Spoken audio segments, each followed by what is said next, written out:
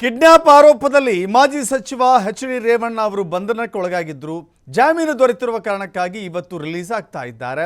ಇವತ್ತು ಸಿಎಂ ಭೇಟಿಯಾಗಿದ್ದಾರೆ ಗೃಹ ಸಚಿವ ಪರಮೇಶ್ವರ್. ಇದೇ ಹಿನ್ನೆಲೆಯಲ್ಲಿ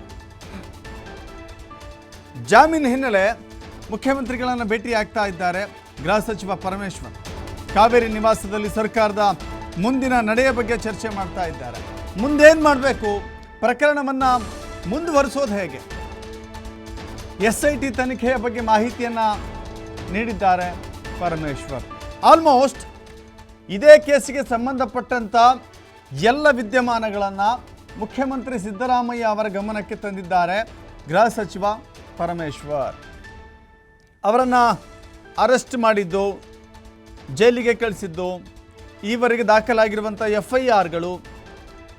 FIR ದಾಖಲಾದ ನಂತರದಲ್ಲಿ ತೆಗೆದುಕೊಂಡಿರುವಂಥ ಕ್ರಮಗಳು, ಹೀಗೆ ಎಲ್ಲ ಮಾಹಿತಿಯನ್ನು ಹಂಚ್ಕೊಳ್ತಾ ಇದ್ದಾರೆ. ಜೊತೆಗೆ ಮುಂದೆ ಸರ್ಕಾರ ಈ ನಿಟ್ಟಿನಲ್ಲಿ ಏನೆಲ್ಲ ಕ್ರಮ ತೆಗೆದುಕೊಳ್ಳಿಕ್ಕೆ ಸಾಧ್ಯವಿದೆ, ಮುಖ್ಯಮಂತ್ರಿಗಳ ಸಲಹೆ ಏನು, ಎಲ್ಲವನ್ನ ಕೂಡ CM ಜೊತೆ ಚರ್ಚೆ ಮಾಡ್ತಾ ಇದ್ದಾರೆ ಡಾಕ್ಟರ್ G.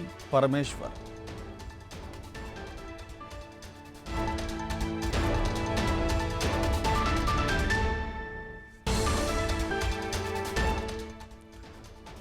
ಇವತ್ತು ಎಚ್.ಡಿ. ರೇವಣ್ಣ ಅವರು ರಿಲೀಸ್ ಆಗ್ತಾ ಇದ್ದಾರೆ.